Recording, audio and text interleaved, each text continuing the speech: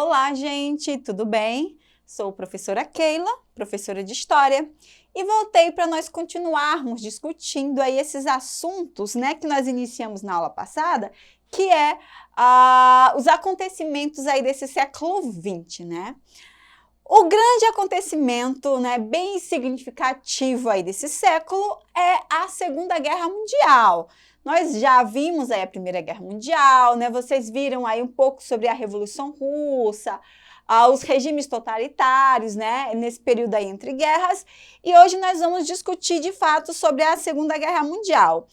A Segunda Guerra Mundial, esse assunto em história é um assunto muito é um assunto extenso, né? Porque cada conflito, cada pacto, cada ação, ela traz outras informações. Então, nós vamos ver assim sucintamente, né, uma visão panorâmica aí desse conflito.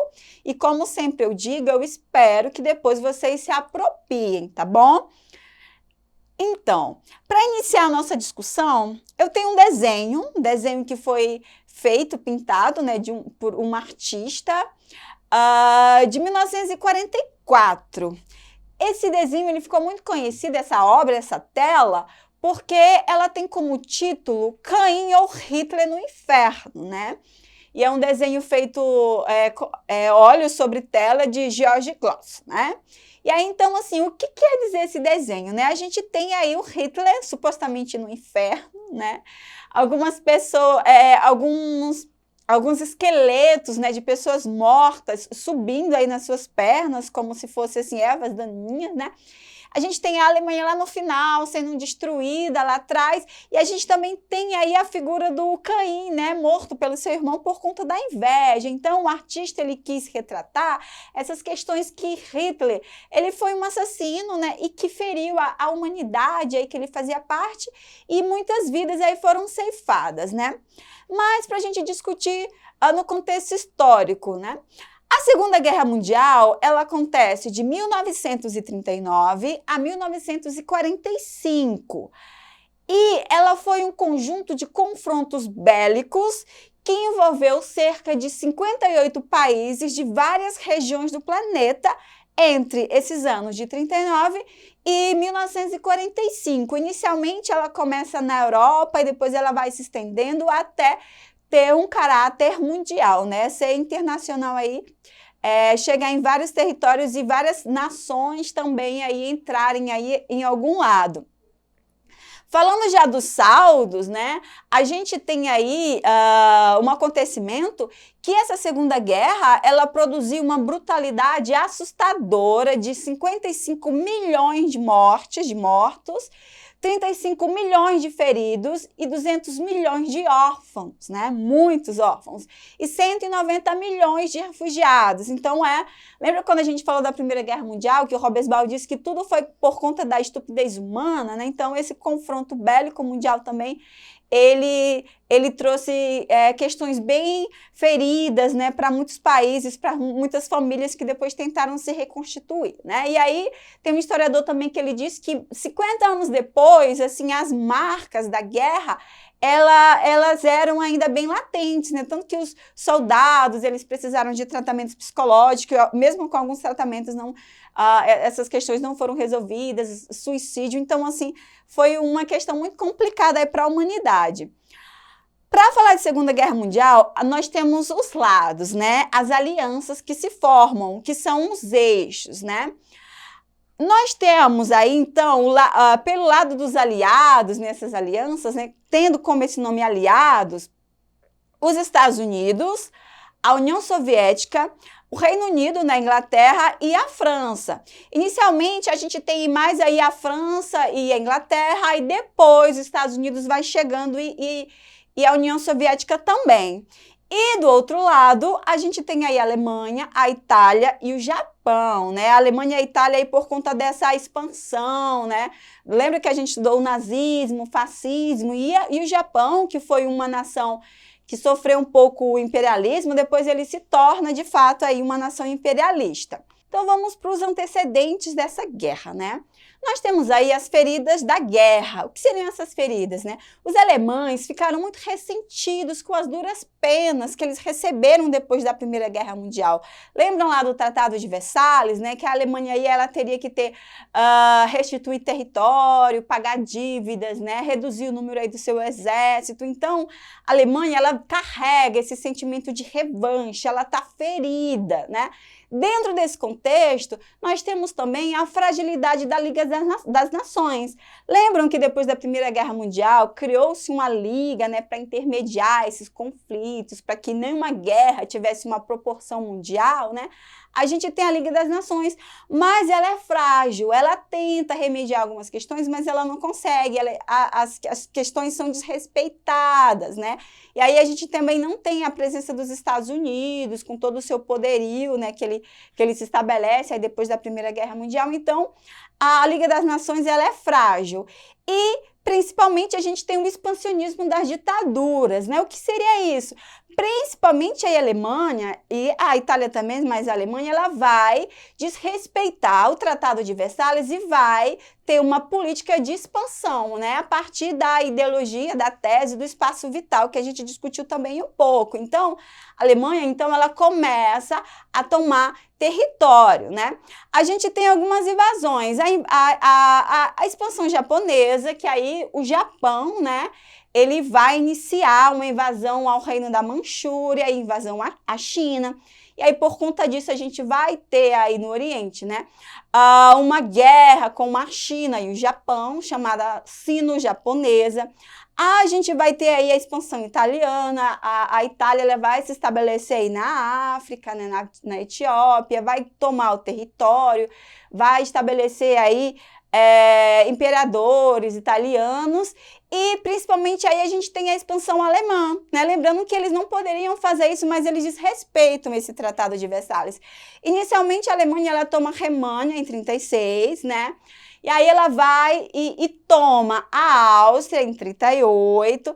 E o que acontecia? A França e a Inglaterra, elas discutem acerca desses processos de expansão aí dos nazistas, mas elas acabam tendo uma política de apaziguamento, né?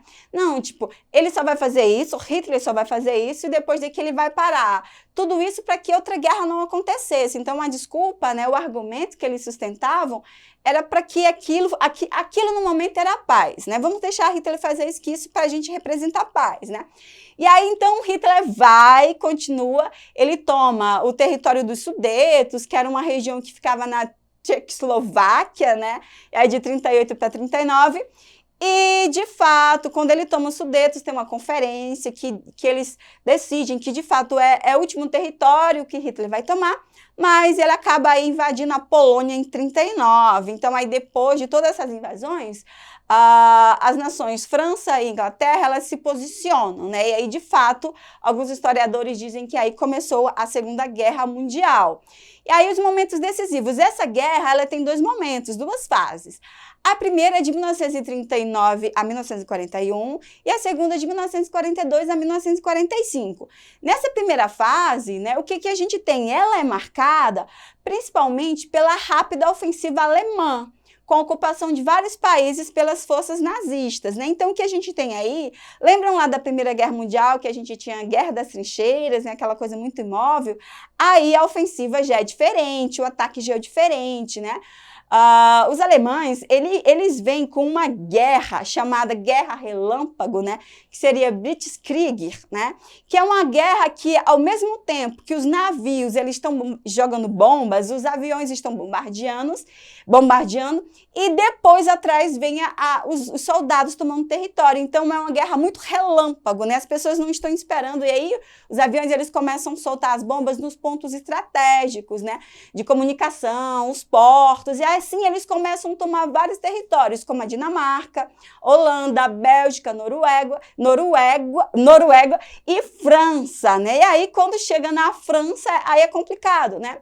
A gente tem até uma foto bem clássica, já que vocês vão ver, que tem essa foto aí, essa imagem do Hitler lá, posando aí, tendo atrás da Torre Eiffel, né? Como eu disse para vocês, cada guerrinha dessa aí tem os seus contextos, mas a gente não vai discutir agora. E aqui, só para a gente contextualizar, a gente tem um mapa aí da Segunda Guerra Mundial, né?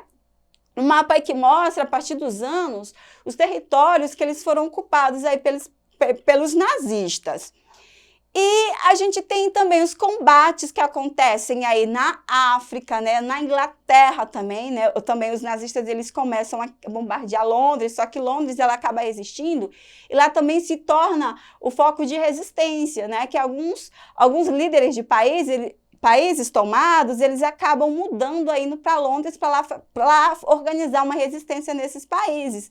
Na África, como eu falei para vocês, e também a gente tem essa resistência europeia. Na França, aí a foto que eu disse para vocês, a gente tem aí a França dividida, uma parte tomada pelos nazistas e outra parte aí que era aliada, né? E aí a gente tem essas resistências que se formam também nesses países.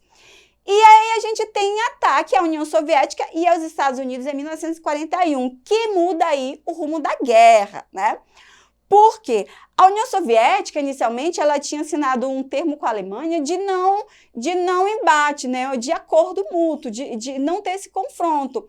Mas eles acabam sofrendo aí uma invasão, né? A gente tem no dia 22 de junho de 41, então, rompendo esses acordos anteriores, né? Tropas alemãs invadem, né, a União Soviética. Então, claro que motiva aí uma reação. E o ataque a Pearl Harbor, né? Uma ilha aí no Havaí, que era uma base norte-americana aí de toda aquela região, e a partir desse ataque, os Estados Unidos, enfim, tem-se uma conferência e declaram-se que, de fato, estão na guerra, né? E aí a foto bem clássica, que depois vocês podem olhar, ler um pouquinho melhor a legenda. E a Segunda Guerra, a gente tem, como eu disse para vocês, marcada por a entrada dessas forças, e principalmente pela dos Estados Unidos, que vem com todo o poderio econômico, bélico, né, militar, e aí a guerra começa a ter um outro rumo, né? A gente tem aí a derrota nazista na União Soviética, primeira vez que um exército nazista ele é detido, ele é derrotado, numa batalha chamada Batalha de Stalingrado, né, que foi uma batalha muito cruel, porque as pessoas elas lutavam corpo a corpo, todas as horas do dia, 24 horas as pessoas lutando em restos de casa, em prédios, nas ruas. E nessa batalha de Stalingrado, a gente tem uma contraofensiva aí da União Soviética, né? Stalin, ele diz, nem um passo para trás, ninguém vai recuar. E ao mesmo tempo o Hitler diz, não desistam, né? Então a gente tem aí essa batalha. E essa batalha de Stalingrado, a União Soviética, ela vence, né? Como eu disse, então aí os alemães eles começam a perder, e a partir daí eles vão tomando outros territórios da União Soviética. Aí a gente tem um bombardeio sobre a Alemanha, né? As pessoas começam a bombardear. A gente tem a vitória aliada na África e a conquista da Itália. Então, assim, o lado dos aliados, ele vai tendo vitórias. Aí nessa Itália a gente tem a morte do Mussolini, né? E a gente tem, de fato, o dia D, que é o considerado o dia D, que é essa invasão da Normandia, né? 6 de junho de 44, onde os soldados ingleses e americanos, né? Eles se organizam aí para, de fato, tomar, então, a região da França. E a partir da França, eles vão entrando para o território alemão. A guerra na Europa já estava praticamente vencida, né, com a prisão de Mussolini, um assassinato, Hitler também se suicidou, né, só que aí a gente tem a questão asiática, que é o Japão, né. Então, os Estados Unidos, para mostrar o poderio bélico, né, ele acaba lançando 2 bombas atômicas em 2 cidades japonesas, Hiroshima e Nagasaki, e aí, né, nessas cidades, a gente tem um número de mortos grandes, né, mais ou menos 160 mil pessoas morrem e outras morrem depois por conta da radiação dessas bombas, tá? E aí eu espero que depois vocês também pesquisem mais sobre esse lançamento aí dessas bombas atômicas. E para terminar, vamos para o nosso Exercitando, uma questão do Enem de 2012. Vamos lá? Com sua entrada no universo dos gibis, o capitão chegaria para apaziguar a agonia, o autoritarismo militar e combater a tirania. Claro que em tempos de guerra, um gibi de um herói com uma bandeira americana no peito, aplicando um sopapo no Führer, né, só poderia ganhar destaque e o sucesso não demoraria muito a chegar. A capa da edição norte-americana da revista do Capitão América demonstra sua associação com a participação dos Estados Unidos na luta contra a Tríplice Aliança na Primeira Guerra Mundial, B, os regimes totalitários na Segunda Guerra Mundial, C, o poder soviético durante a Guerra Fria, D, o movimento comunista na Guerra do Vietnã e o terrorismo internacional após 11 de setembro de 2001. E aí, pessoal, qual seria a alternativa correta? Temos a letra B, né? Os regimes totalitários na Segunda Guerra Mundial. Pessoal, então essa a nossa discussão de hoje. Não esqueçam de acessar a plataforma Edu, que lá vocês terão acesso a esse slide.